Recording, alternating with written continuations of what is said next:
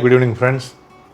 நம்ம யாரோட சேர்றோமோ, நம்மளுடைய சேர்க்கை எவ்வாறு இருக்கிறதோ, நம் சகவாசம் எவ்வாறு இருக்கிறதோ, நமது நண்பர்கள் குழு எவ்வாறு இருக்கிறதோ, அவ்வாறு தான் நமது வாழ்க்கையும் அமையப்போகிறது. நல்ல ஃப்ரெண்ட்ஸ் எந்த விதமான கெட்ட பழக்கங்களும் இல்லாமல் அவங்களுடைய சிந்தனை சுழற்சியே பாசிட்டிவாக நேர்மறையாக இருக்கும்.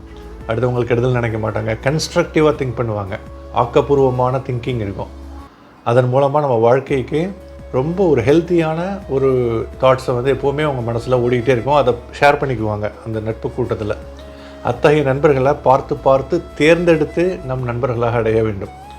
நிறைய ஸ்கிராப்ஸ் இருப்பாங்கங்க நண்பர்கள்னு சொல்லிட்டு அடுத்தவங்களை பற்றி எப்போ பார்த்தாலும் தவறுதலாக பேசிக்கிட்டே இருப்பாங்க, புறம் பேசிக்கிட்டே இருப்பாங்க.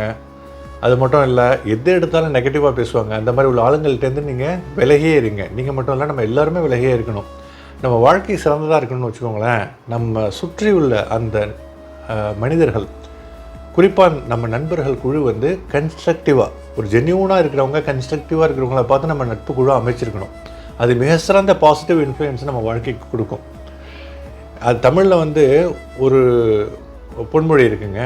என்னென்னா, பூவுடன் சேர்ந்த நாரும் மணக்கும் அப்படின்னு சொல்லுவாங்க. ஆனால் பெரும்பாலான சந்தர்ப்பங்களில் உல்டாவாக தான் போகுது. என்னதுன்னா, நாருடன் சேர்ந்த பூவும் மனமிழந்து போகும் அப்படின்னு சொல்லிட்டு தான் நம்ம மனித டெண்டன்சி, மனித மனசு அப்படி தான் இருக்குது.